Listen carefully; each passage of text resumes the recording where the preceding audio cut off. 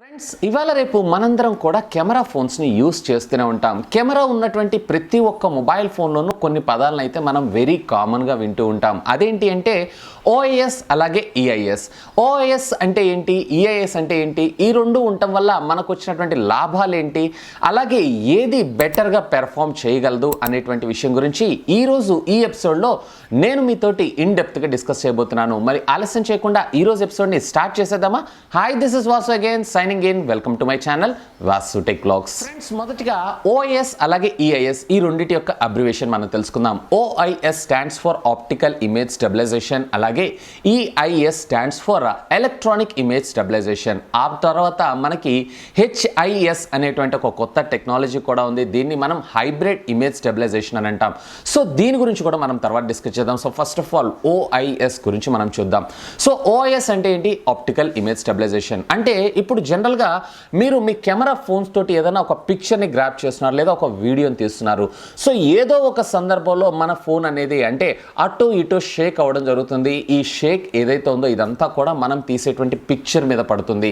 So picture బ్లర్గా రావటం, మనం select చేసుకున్నటువంటి ఆబ్జెక్ట్కి ప్రాపర్గా ఫోకస్ కాకపోవటం, ఇలాంటి ప్రాబ్లమ్స్ అన్ని వెరీ కామన్గా చూస్తుంటాం. ఒకవేళ మీరు కనుక వీడియోని రికార్డ్ చేస్తున్నారు అన్నట్లయితే కనుక వీడియో మొత్తం కూడా షేక్ అవుతూ మనకు అవుట్పుట్ రావడం జరుగుతూ ఉంటుంది. సో ఇలా రాకుండా ఉండడం కోసం మ్యాక్సిమం ఈ షేక్ మొత్తాన్ని కూడా రిమూవ్ చేయడం కోసం వీళ్ళు మనకి తీసుకొచ్చినటువంటి కొత్త టెక్నాలజీయే ఈ ఆప్టికల్ ఇమేజ్ స్టెబిలైజేషన్.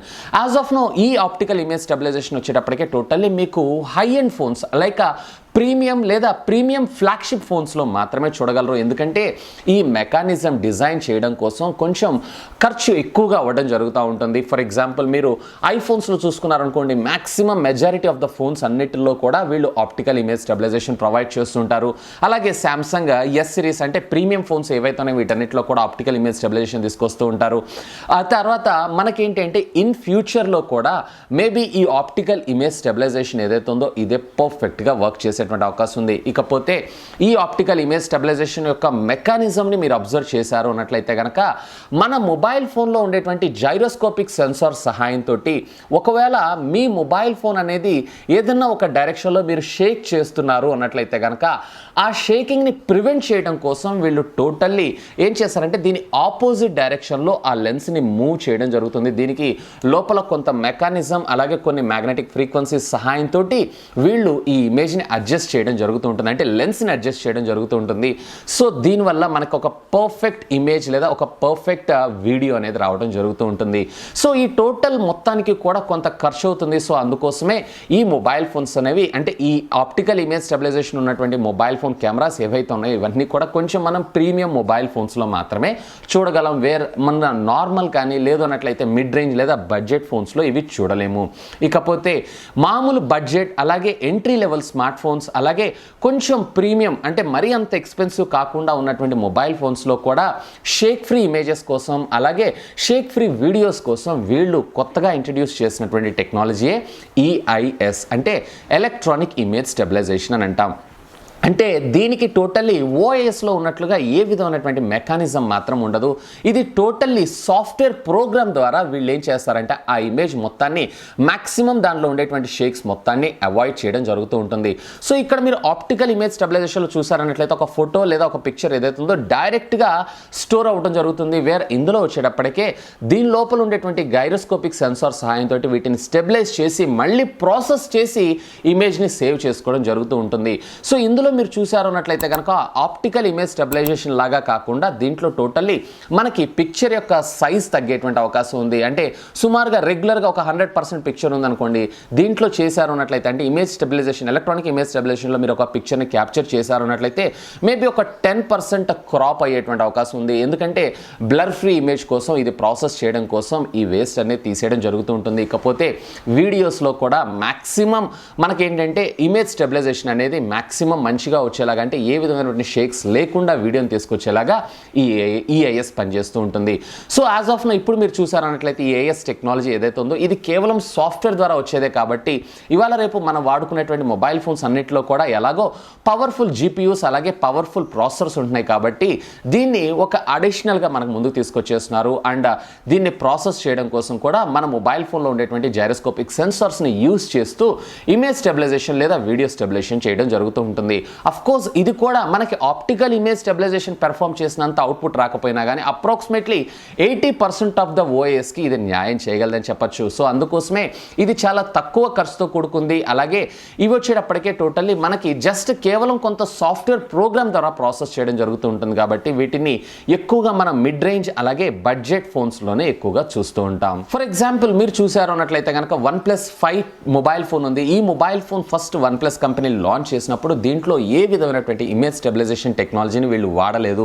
ఎందుకంటే OnePlus సంగతి మనందరికీ తెలిసిందే, వీళ్ళు టోటల్లీ ప్రీమియం ఫోన్ని టోటల్లీ బడ్జెట్లో తీసుకొస్తామని ప్లాన్ చేస్తూ ఉంటారు. సో అలాగా వీళ్ళు దీంట్లో ఏ విధమైనటువంటి ఇమేజ్ స్టెబిలైజేషన్ టెక్నాలజీ అంటే ఓఎస్ కానీ ఈఎస్ కానీ తీసుకొని రాలేదు. ఇకపోతే ఆఫ్టర్ ఐ థింక్ 2 monthsకో లేదా 3 months తర్వాత వీళ్ళు టోటల్లీ మనకి ఎలక్ట్రానిక్ ఇమేజ్ స్టెబిలైజేషన్ని వీళ్ళ ఫోన్లో ఒక సాఫ్ట్వేర్ అప్డేట్ ద్వారా తీసుకొచ్చారు. ఆ తర్వాత పిక్చర్స్ ఏవైతే ఉన్నాయో బ్లర్ ఫ్రీ అలాగే షేక్ ఫ్రీ, అలాగే వీడియో రికార్డ్ చేస్తున్నప్పుడు కూడా ఏ విధమైనటువంటి షేక్ లేకుండా పర్ఫెక్ట్గా రికార్డ్ అవ్వడం జరుగుతుంది. ఇవాళ రేపు major of the mobile phones అన్ని కెమెరా ల్యాగ్ అవుతూ ఉంటాయి కొన్ని సందర్భాల్లో, లేదా మనం షటర్ ప్రెస్ చేసిన తర్వాత చాలా టైంకి మనకి టోటల్లీ ఇది ప్రాసెస్ అవ్వడం జరుగుతుంటుంది, లేదా ఇమేజ్ ప్రాసెసింగ్ అని చూపిస్తూ ఉంటుంది. ఇదంతా కూడా ఈ ఎలక్ట్రానిక్ ఇమేజ్ స్టెబిలైజేషన్ వల్లనే. ఈ రెండు తర్వాత మన ముందుకు వచ్చినటువంటి మరొక కొత్త టెక్నాలజీ ఏంటంటే హైబ్రిడ్ ఇమేజ్ స్టెబిలైజేషన్ అని అంటాం, దీన్ని HIS అని అంటాం. సో ఈ హైబ్రిడ్ ఇమేజ్ స్టెబిలైజేషన్ అంటే ఏంటంటే అకార్డింగ్ టు ద సిచ్యువేషన్ని బేస్ చేసుకొని అక్కడ టోటల్గా వాళ్ళు ఆప్టికల్ ఇమేజ్ స్టెబిలైజేషన్ యూజ్ చేయాలా లేదా ఎలక్ట్రానిక్ ఇమేజ్ స్టెబిలైజేషన్ యూజ్ చేయాలా అనేది మన మొబైల్ ఫోన్లో ఉండేటువంటి ప్రాసెసర్ డిసైడ్ చేయడం జరుగుతుంది. దీన్నే మనం HIS అని అంటాం. సో దీంట్లో ఓవరాల్గా మనకేమవుతుంది అంటే టోటల్లీ కొన్ని సందర్భాల్లో ఫర్ ఎగ్జాంపుల్ మీరు చూసారన్నారు అనుకోండి, OES కన్నా EAS ఏదైతే ఉందో వీడియో రికార్డింగ్లో మంచి పెర్ఫామ్ చేయగలదు. వేర్ OS వచ్చేటప్పటికే పిక్చర్ షాట్లో అంటే ఏదైనా ఫొటోస్ తీస్తున్నప్పుడు ఇది పర్ఫెక్ట్గా పనిచేయగలదు.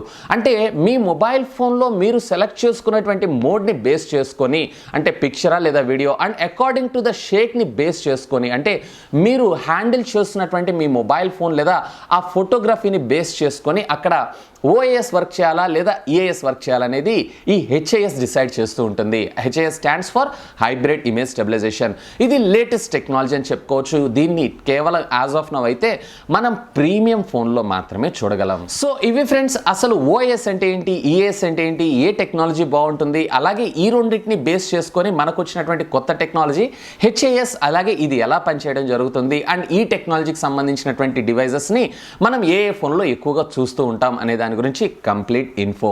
హోప్ ఈ వీడియో మీకు నచ్చిందని నేను ఆశిస్తున్నాను. ఒకవేళ ఈ వీడియో మీకు నచ్చినట్లయితే ఒక లైక్ చేయండి, అలాగే దీన్ని మీ ఫ్రెండ్స్ అందరితో షేర్ చేసుకోండి. అండ్ మీరు కనుక నా ఛానల్ని మొట్టమొదటిసారిగా చూస్తున్నారు అన్నట్లయితే కనుక ప్లీజ్ సబ్స్క్రైబ్ చేసుకొని నన్ను సపోర్ట్ చేయండి. ఎందుకంటే మీ అందరి కోసం ఇలాంటి లేటెస్ట్ ఎన్నో గ్యాడ్జెట్స్కి సంబంధించినటువంటి అప్డేటెడ్ ఇన్ఫర్మేషన్తో పాటు వాటి unboxing, reviews, tech news, informative videos ఎన్నో నా ఛానల్లో మీకోసం తెలుగులో తీసుకొని రావడం జరుగుతుంది.